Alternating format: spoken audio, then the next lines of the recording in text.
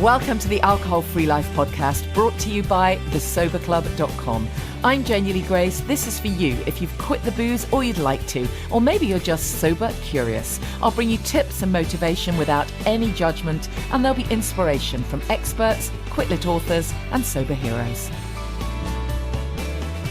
Hey, and welcome to the podcast. How you doing? So I've had another week in Spain, in the same northwestern corner of Spain where I was before, because I've got this ongoing dental work. Oh God, it's so boring. I mean, the whole thing did save my life, so I should be really grateful. But anyways, now I'm doing all the mop-up stuff and the hardcore sitting in the dentist chair for about, well, I had one stretch that was 4 hours. Seriously, kill me now. But gratitude, absolutely. I get to do this, okay? It was quite an interesting experience because it really was difficult for me one day. But I had to remind myself that I'm in the driving seat, effectively. I am actually in control. I'm choosing to do this. And I think this is something we have to remember when we're stopping drinking. You know, it feels as though we're the victim. It feels as though this is all being done to these terrible feelings, these awful cravings, all of this misery. But it's our choice. We can choose to do this. And when you kind of flip your mindset like that, makes just so much difference. So anyways, I did put a message on Instagram and on Facebook, just sharing my misery. So thank you to everyone who sent me a virtual hug. It was very much appreciated. I mean, everyone hates the goddamn dentist, don't they? Of course they do. But yeah, some of this was a bit hardcore. So thank you for your hugs. They were definitely appreciated. So we've got a fantastic collaborator this week for the podcast. This great range of drinks. So they're called First, but it's spelled First. So see what you did there.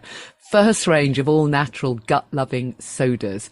And the reason they're calling them the first of a kind is because they've got probiotic cultures. I mean, it's such a cool idea. So you've actually got a soda, a living soda, effectively, packed with 2 billion stable living probiotic cultures. Now that is cool. A whole load of prebiotic fiber and added zinc. And the really good thing is that amongst all of that, they've not added in a whole load of fillers and sweeteners and sugars, because as you know, I wouldn't be recommending it if they were.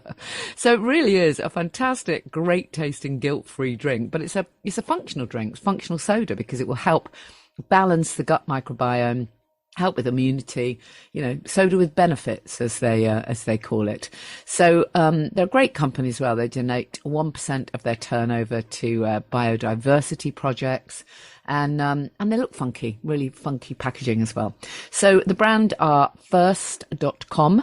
So I'll spell that for you. FHIRST.com. I'll put all this in the show notes. And if you do want to try it out, they've got a discount. So for a month, I think till the end of November, we've got a 20% discount on any of the First drinks. So the discount code is SOBERCLUB20. But the S and the C have got a capital letter.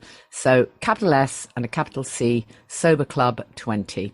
And that will give you 20% off all the products. But I'll put all that on the show notes, and let me know if you enjoy it. I'd really love to know what you think. Very much looking forward to sharing with you my guest this week.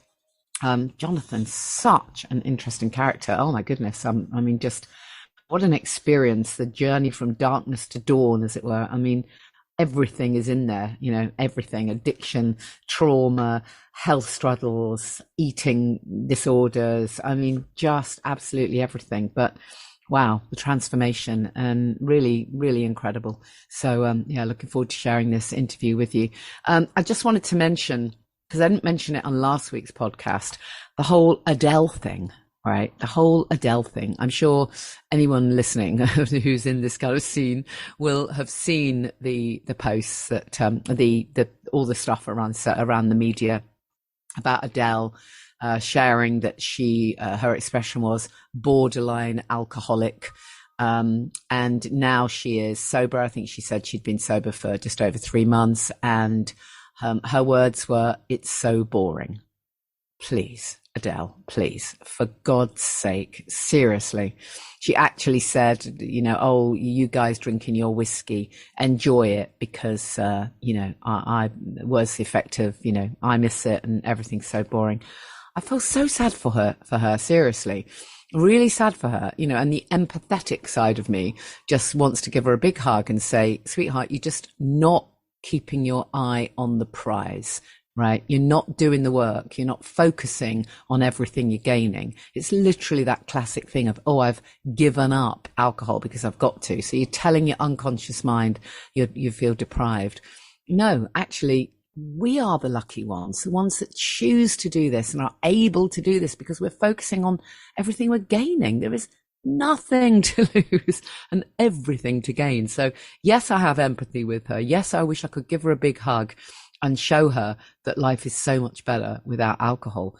It must be very difficult in her world. I mean, isn't she playing Las Vegas or something? I mean, can you imagine the you know, the environment there? It's, you know, it's not going to be easy, but when you first make this decision, it's about so much more than just not drinking. It's about so much more than that.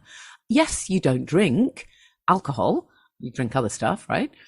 But then you've got to do the work. You've got to focus on changing your mindset. You've got to focus on self-care. You've got to focus on good nutrition. You have to do the work. And over time, you know, benefits are just, well, you've heard me say it 1,000 times. If my only regret is not doing this sooner. If only someone had told me how freaking fantastic life is without the booze much sooner, rather than everyone going, oh dear, poor you. Oh, can't you have one? Oh dear. I mean, absolutely everything needs to be turned on its head in all of this. So anyways, yes, I do feel sorry for her in that respect. But on the other hand, I'm kind of furious because she's absolutely in a massive position of influence, and those comments would have kept a lot of people stuck. You know, if I'd have read that 6 years ago, I'd have thought, oh, you know, well, thank God I'm not that bad and I haven't, in inverted commas, got to stop. And, oh, how awful, you know, that she's missing out. It literally kind of just solidifies all those ridiculous stereotypes. And for that, you know, I'm kind of furious. I think it's just really unhelpful. It would have been so much better if she could have holed up and focused on, you know, on her sobriety and focused on getting herself well and in optimum health and taking care of herself and actually starting to like herself. That's going to be what it's about ultimately, isn't it, really? So anyways, that I wrote a blog post called No, No, No, Adele. You may have seen that. I just figured I'd throw that in because we haven't mentioned it before. I have got an event coming up, as most of you know, on Sunday in Manchester. I'm speaking at the event organised by Andy Blackman from After Party, a whole bunch of my sober coaches. I'm going to be like a mother hen, actually, because there's 4 or 5 of my, I've got 4 or 5 guys who did my sober coach training. And it's just so fantastic to see people stepping up and doing this work. And it's just amazing because, you know, the amount of people who tell me that they're terrified of speaking in public. In fact, don't they say that public speaking is the number 1 fear above death? I mean, come on, that's not that bad. I know that's easy for me to say because I've been doing it for years, but people do get really, really nervous of speaking in public. So these guys are doing it. You know, they're showing up. They're all going to give a talk. Michael's going to be there as well from Happy Without the Hooch. So really looking forward to seeing some of you in Manchester on Sunday. And then the next thing that we have coming up is November the 15th. Let me get this right. November the 15th, we've got an online session with a leading breathwork expert. She's been sober for a couple of years. She's a coach and she is an incredible breathwork expert, Christina Ray. So that's a free Zoom event, but you do have to register for it. So if you go to thesoberclub.com, click on events, we're opening it up to podcast listeners as well. Click on that and I'll interview Christina and then you can be part of this free breathwork session. And it sounds amazing, the kind of stuff that she does. So really looking forward to that on the evening of November the 15th. And then if you're in Hertfordshire on November the 16th at 7 p.m. in the evening, I'm doing a very special event at a beautiful, beautiful, gorgeous, sacred little roundhouse in Hertfordshire. And it's like a sharing circle. We'll be doing stuff around self-care. We'll be looking at different strategies for self-love. And it will just be lovely, basically. And then we'll end with a yoga nidra relaxation, which is relaxation. And we'll do a chakra balancing relaxation and meditation. So it's going to be a really lovely evening. That's if you can get to Hertfordshire on November the 16th, 7 p.m. in the evening. So if you go to thesoberclub.com, click on events, you'll find all of those things there.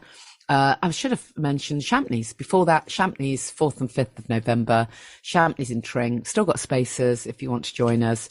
It's called Self-Care and Sobriety. Not for any of these events, by the way. It doesn't matter whether you're sober or not. It's never only about drinking, right, Adele? It's about so much more. So it really doesn't matter what stage you're at. Don't worry about that at all. All of that's enough. That's enough promo of events. I hope you can come to some of these. Goes without saying, if you are a Sober Club member, there is so much in our member portal around how lucky we are. So much in our member portal around focusing on the benefits of sobriety, even when it sometimes feels hard. So please check it out if you haven't already. Meanwhile, enjoy this interview. Well, I'm really pleased that my guest is Jonathan Nizoll, who has just the most fascinating story. I'm really looking forward to digging into it, Jonathan. I know you're in the States, and it's difficult to know where to start because you've got a lot going on. You've got a lot of stuff in the past, but I'm definitely going to want to talk to you about being an international model and fitness influencer and all the stuff you've done recently in terms of being an entrepreneur. But I guess, mostly what we're really talking about is the journey that you've been on from darkness to dawn, as it says on the info that, I read about you, and how you're now sort of just helping other people, empowering other people with some tools of resilience. So, but let's take it right back. Tell us a bit about your story, back in time, as it were. Well, thank you very much for having me. First of all, it's a pleasure to be here, and I really appreciate what you're doing and the opportunity to come and speak with you. I'm a pretty simple guy. I mean, I grew up in Canada, as I was telling you before we started recording. I'm Canadian born and raised. I grew up on a farm about 2.5 hours east of Toronto, 500-acre cattle farm. But it wasn't like a cattle farm like in the traditional sense.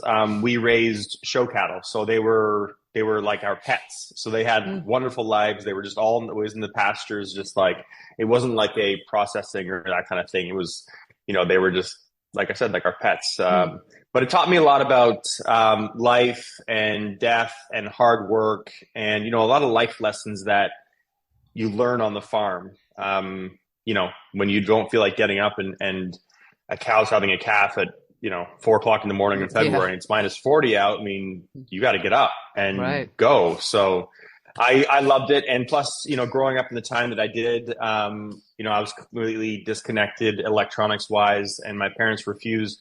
Video games were coming up then, but my parents refused to buy them for me. They're like, you have 500 acres, like go outside and, fall out of a tree or go build something or just do something. So I'm very thankful that they did that for me. And I've always been very sports obsessed and athletically inclined. And I still play hockey 4 times a week here in Texas, and I love just the athletic part of it. But pretty good kid for the most part. Just regular upbringing. Got into a little bit of trouble, but just nothing too crazy, and wasn't maliciously. Just probably just because my mind was somewhere else. So yeah, pretty standard. So then how did that lead to you doing the things that you did then? I mean, it doesn't sound, it's not an obvious transition, is it? From, being on a farm to being an international model? No, I mean, there are many steps before that, and kind of the darkness came before the dawn. And even throughout the dawn, there was a lot of darkness. I guess, it's, I don't know, when is the dawn really? But the big turning point for me was the day before my 21st birthday, when my mom passed away very suddenly and very unexpectedly. And she wasn't sick, and nothing like that. It was just like 1 minute she was there and 1 minute she was gone. And 21 is a very transformative time for people anyway. Mm. And, just learning to come into adulthood, and you might think you have it all figured out at 21, and then you get a little older and you realize how little you knew. And um, I didn't know how to handle it. I mean, my life as I knew it was pretty much over, and I didn't know how to process it, deal with it on a day-to-day basis. I started to deal with clinical depression and severe anxiety and panic disorder and self-harm and those kinds of things. And they weren't really talked about much then either. And my way of dealing with it, the only thing that I could think of is what had always, kind of helped me out in college and stuff. And that was just drinking. Mm. And it was, a good way for everything to kind of disappear for, you know, 15 to 25 beers at a time. And, everything came rushing back, obviously. And that's when the repetitive aspect of alcoholism. And I definitely have a predisposition to addiction. I have a very addictive personality, something that I've worked hard to get in check and to learn about myself and to really just learn how to live with and thrive with, as opposed to let it control me. But yeah, it was just drinking. I mean, that was the only way that I could deal with those feelings and deal with the things that I was, or not even deal with, just distract myself from, because I wasn't dealing with them. Sure. So that was really where everything took the big turn, the really big turn. Mm. So take us through then. I'm sorry, I don't know the timeline, but so at what point did you start modeling then, for example? Were you still in the throes of addiction when you were doing that work? I was in throes of a different addiction. So I was 21. My mom passed away. Spent about the better part of 4 years being, non-functioning alcoholic. And I got really lucky because I got very sick with a bad case of acute pancreatitis from drinking. And I had to spend just under a month in the hospital, had to have 5 blood transfusions, lost Wow. 60 pounds in the time that I was in there. And, I remember those nights by myself in the hospital ward at 25 and thinking like, you're 25, you think you're invincible, you think you have it all figured out. And, I was overweight. My body was showing all the signs of it. And then obviously this major sickness. And I remember just how alone I felt and how, I was like, this is what this did to me. And this isn't the answer. But so I came out of the hospital with that, and I was just done with alcohol. That scared me straight.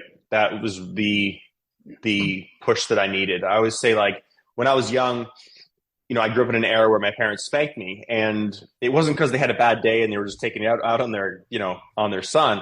It's because I didn't have the mentality of where I would have understood a timeout, and like it wouldn't have registered to me. So I was like, okay, that was an adult. Like, I needed an adult spanking. I needed something that serious, because people were telling me around me, you need to quit, cut down on your drinking. It's becoming a problem, and I was like, yeah, I've got it. All those things. We just kind of push it off, and we're like, yeah, whatever. I can stop when I want to. I just choose not to.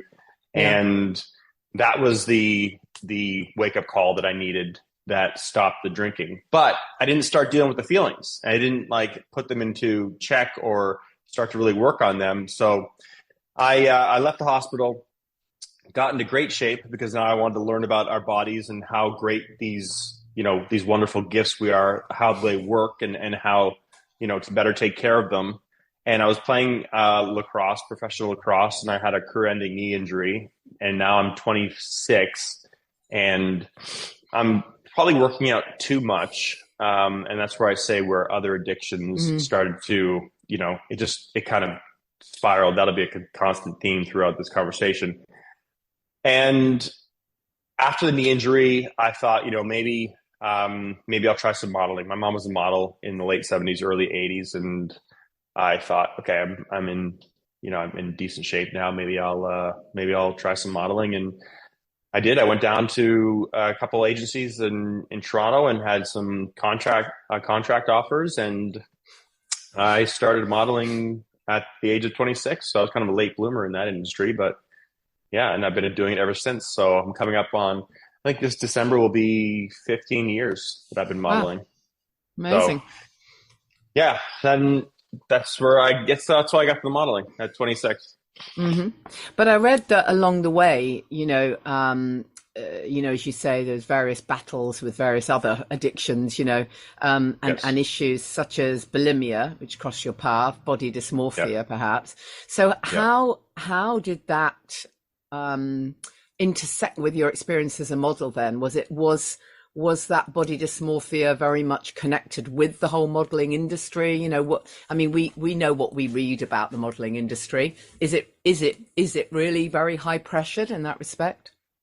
Very much so. Yeah, it is very much so high pressured, especially when you're traveling and you're in a new place. My first trip was to South Africa, and you're there and you have to make it work, and this is your career now. Mm, And I was still working out like a professional athlete, and genetically I just kind of carry more muscle, and I build muscle easily. And I got there and I thought, okay, I see all these guys in these covers, and I have to be big, I have to be. And then I got there and I'm like twice the size of them, right. and they're very lean, very cut, but I was just, I kind of stuck out. But it still worked well for me. But I started to get into my own head, and I started to compare myself to others and start to think like, okay, if I spend X amount of hours in the gym and my roommate is booking this, and this job, well, maybe I need to change what I'm doing and look more like him. Mm, You know what I'm saying? And mm, I started to plant that seed in my head. The industry itself, you're just surrounded by people, and its comparison is kind of a natural, human instinct. But I started to plant that seed in my own head. And then my second trip was to Miami, came home for 2 weeks to Canada, um, drove all the way from Toronto to Miami. And so my second day in Miami, story kind of gets a little bit dark here, but my second day in Miami, I'm just to go to a casting to meet with a designer. And I was told that he's a big designer. He does underwear and swimwear, which is fine because I was a body guy. I do a lot of body stuff. But as my agency said, quote, he can be a bit of a creep. So I was like, wow. okay. I mean, Nothing like getting a warning, eh?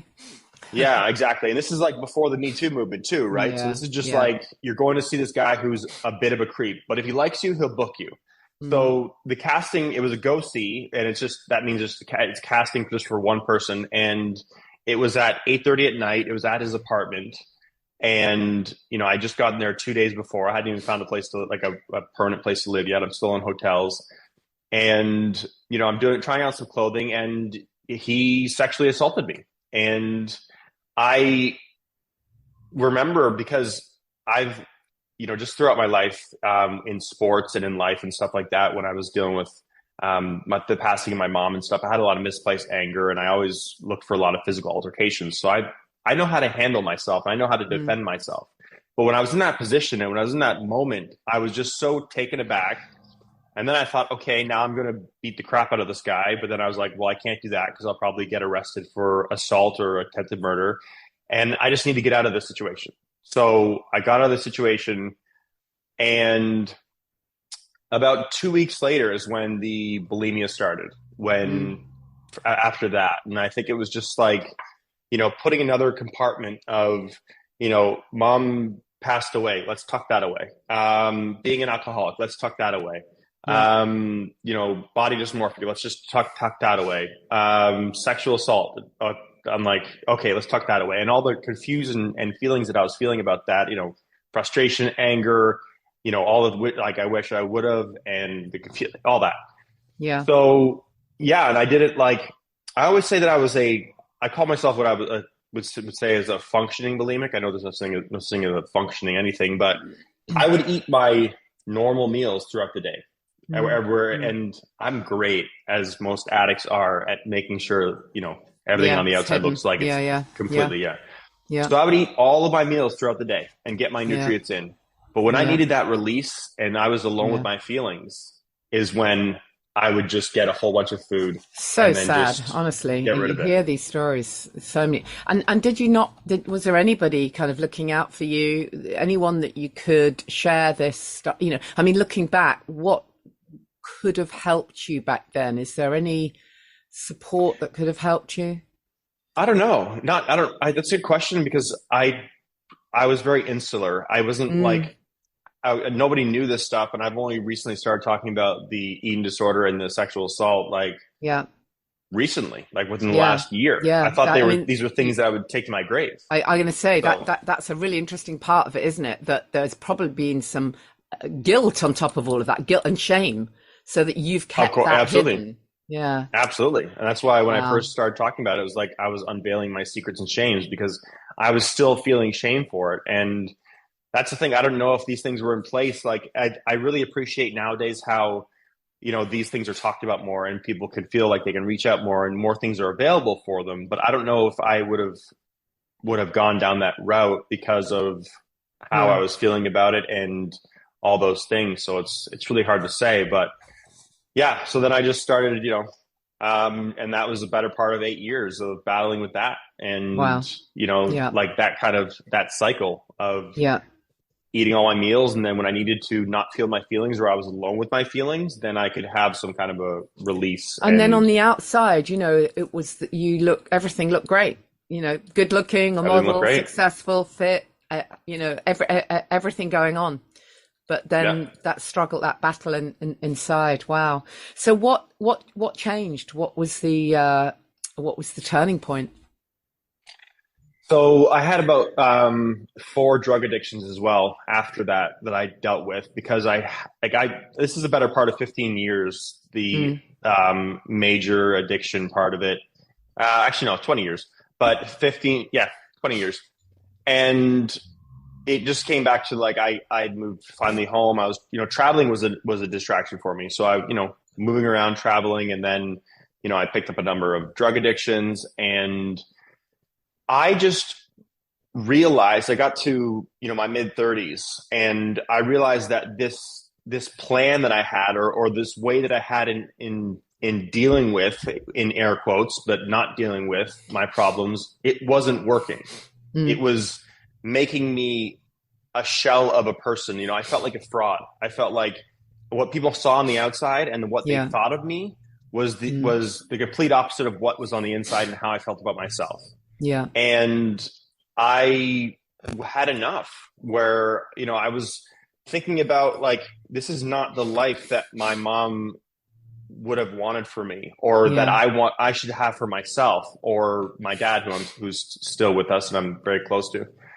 This isn't the life that I should be living and something's got to change. So I dropped the stigma that I'd always had about therapy and, it being for wimps and it being for, I'm too macho for therapy. I'm not going to have somebody sit there and judge me. And I was like, I'm going to take all this money I'm spending on drugs and all of these distractions and I'm going to channel it into therapy.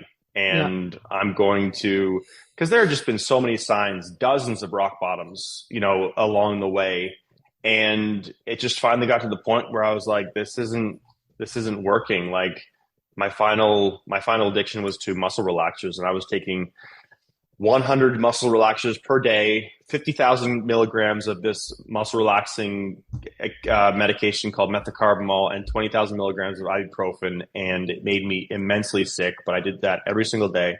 And I turned to therapy and I hit it really hard. And I hit it with that same athlete's like determination, working on the farm mentality of, Mm, you got to roll your sleeves up and it's time to go to work. Like we are going, like we are going to beat this.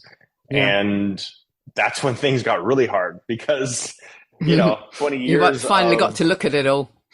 and it Mm, came flooding. And yeah. this is the first time I didn't have a substance or a distraction to numb myself To numb out. it out. You know, Yeah. it Yeah. wasn't, and everything came on at once. So it got dark, it got heavy, but you know what? It's what I needed. I wouldn't change it. And just one day at a time, focusing on the positive, one foot in front of the other, whatever you want to say. Like I just said, this is who I have to be. Mm, It's either this way or the other way out, and I'm not taking the other way out. So I'm gonna see this through. So that was really what changed is my mentality, my own personal mentality in thinking that I had it all figured out and I could just kind of juggle one addiction and hide it and and then finally saying, no, enough is enough. I need yeah. to live a better life. So Yeah. Yeah, absolutely. And you emphasize the strength in that vulnerability, and I guess you had to embrace the vulnerability, didn't you? Really, to be able to break through. Big time. And I admit that. Yeah, yeah. Big time. It was panic, man. But it was, and now it's more recently like doing things like this, where it's another step of vulnerability. I mean, it's one Mm, thing to have gone through these things and gone through, a couple of like years of therapy and to get to a place, but now I want to like step out of my comfort zone again, and I want to share these things with the world. And yeah.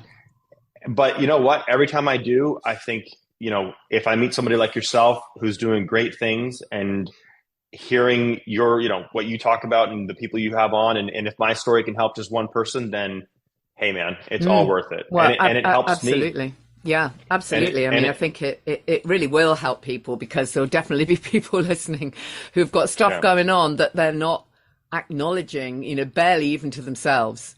Yeah. And it feels like a very lonely place when you're hiding, when you're hiding Oh, something, when you're not authentic with who you are. It feels like such a lonely place.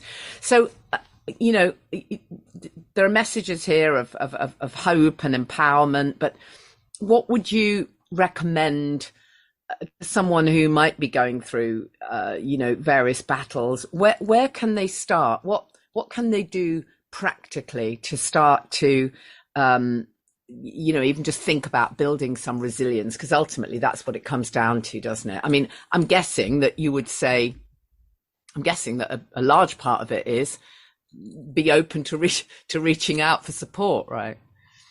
absolutely. Yeah. Go speak to a medical professional. I mean, it would be my first thing, like, and I love, like I said, exactly like what you're doing and how there are these communities where we can, talk to and lean on each other and stuff like that. But I think it is very important as well to speak to a medical professional or speak to Yeah, somebody who, because maybe you have something going on, like, and you're, not diagnosed with anxiety or depression, absolutely. or Mm, maybe bipolar, so maybe there's something going on, and it's hard to right the ship when you don't know what you're dealing with, and what kind of waves are coming at you.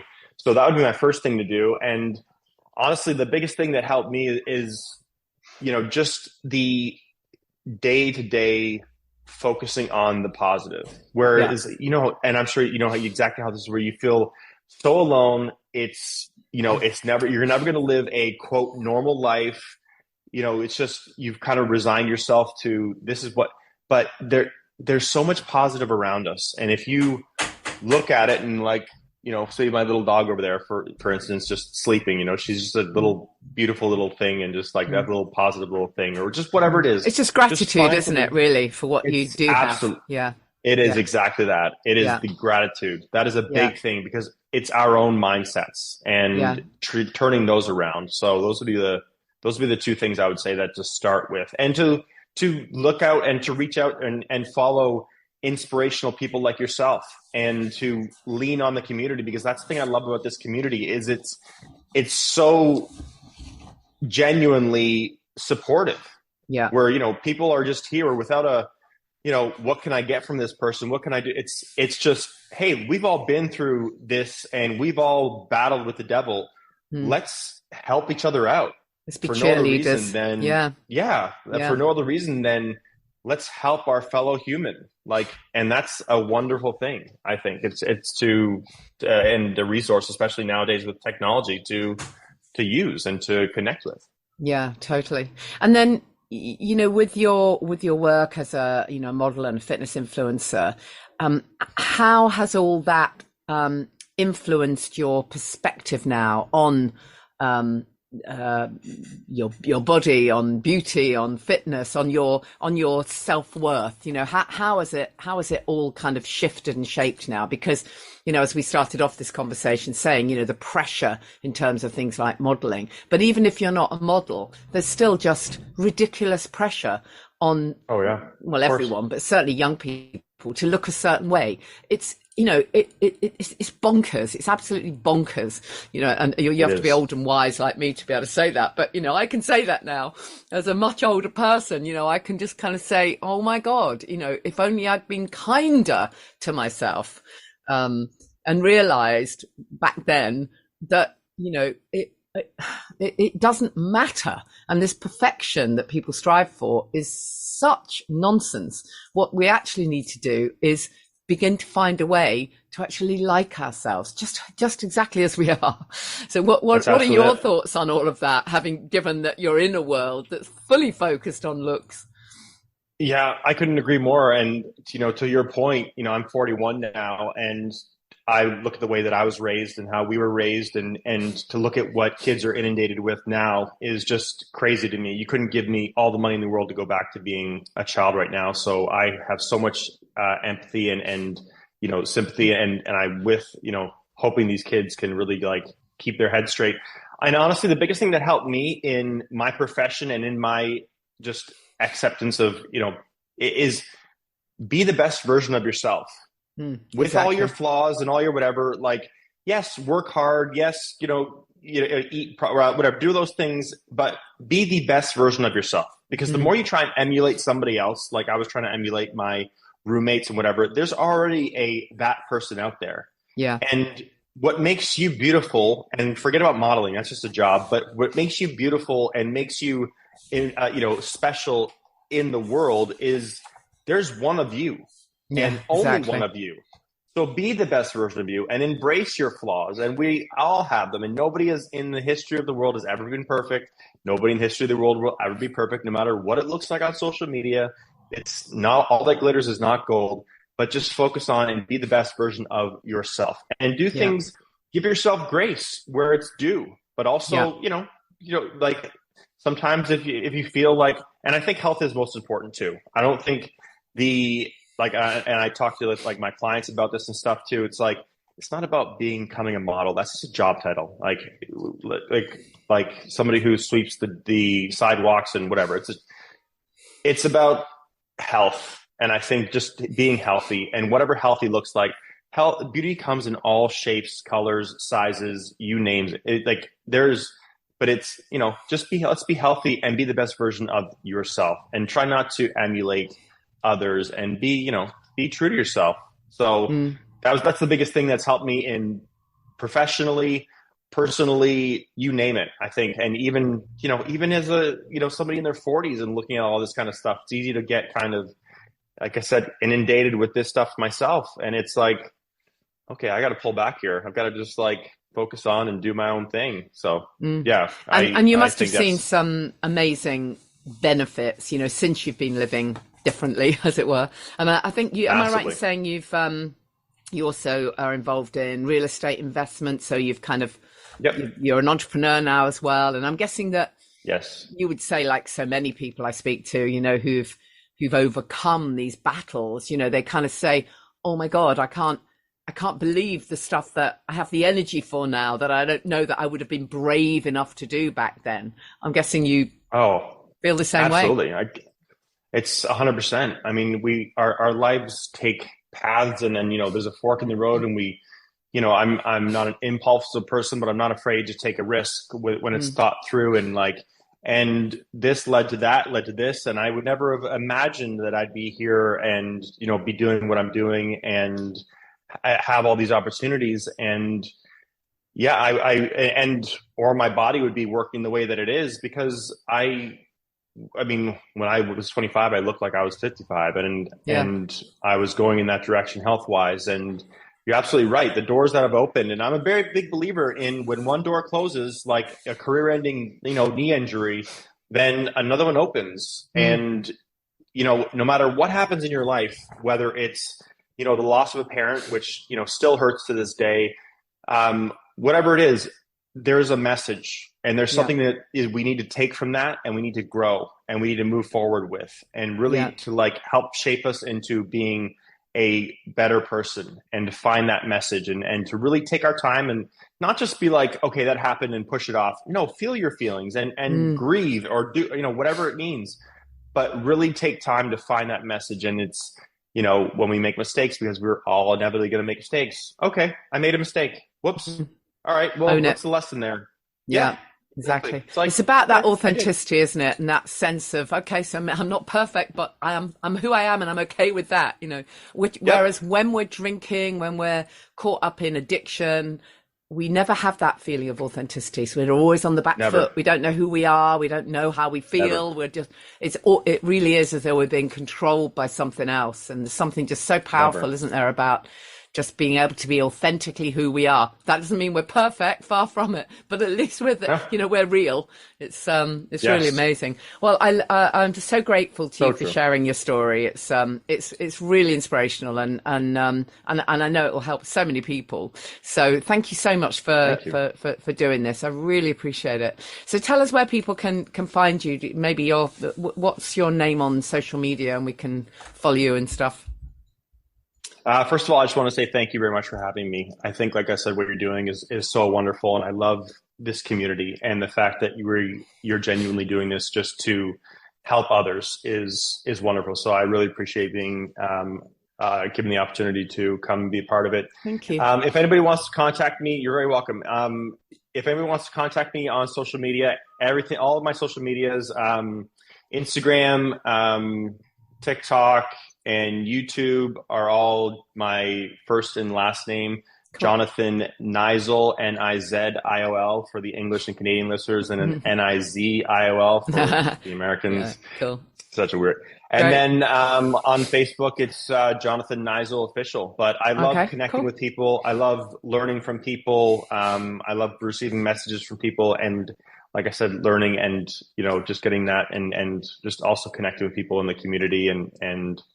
Yeah, I just really appreciate it. Well, I'll put that in the show notes as well so we can find you. But thank you so much, Jonathan. It's been just a real pleasure to chat to you. Thank you so much for sharing your story and being so open. And I know it will really help people. So thank you. Thank you again. I really appreciate it. Thank you, Jonathan. Really powerful, such powerful stories. We'll put some more info in the show notes. Just a reminder of that discount code for First Living Sodas, as we're calling them, amazing gut-loving living sodas. You can get 20% off all the products at first.com. It's spelled FHIRST.com from now until the end of November. And you just need to use the code SOBERCLUB20 to get 20% off. SOBERCLUB20, but capital S, capital C. So again, we'll put that in the show notes. Looking forward to seeing some of you in Manchester, some of you at Champneys, November the 4th and 5th. And don't forget, you have to register if you want to join our online breathwork session, and check out events for all the other stuff that's going on. Look forward to seeing you same time next week. Thank you for listening to the Alcohol Free Life podcast, brought to you by the Sober Club. Please rate and review. And if you want support, accountability and inspiration, and you want to live your best life without the booze, check out thesoberclub.com.